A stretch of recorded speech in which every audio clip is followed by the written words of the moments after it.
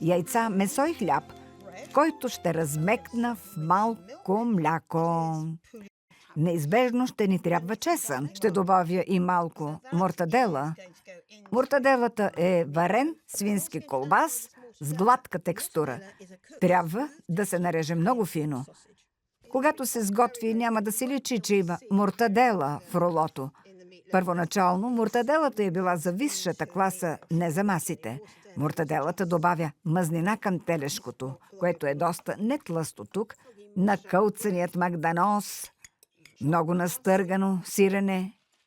Но това е пекорино. Добавяме 2 яйца. Сместа е много подобна на тази за кюфтета. Затова се нарича полпетоне. Кюфте е полпете, малко, а полпетоне има тоне накрая, което е нещо голямо. Така не ни остава друго, направо с ръцете и мачкаме всичко. Хубаво канапе. Канапе от мляно телешко. Чудесно.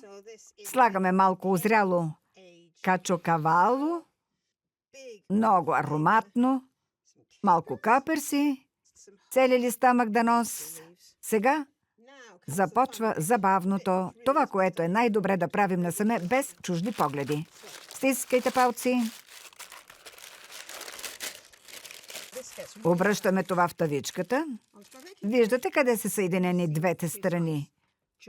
Обръщам го, за да е отдолу и всичко, което стърчи, ще притиснем на място. Няколко картофа отстрани вече са овкусени с зехтин и сол. Няколко тук, няколко там. Не прекалявайте, защото няма да се сготвят заедно с рулото. Поръсвам още малко зехтин върху рулото, за да се зачерви приятно във фурната. Това е готово за печене. Сложете го във фурната. Пека го 50-70 минути на 180 градуса. Здравейте! Ето го! Полпетоне! Уха, е чудесно.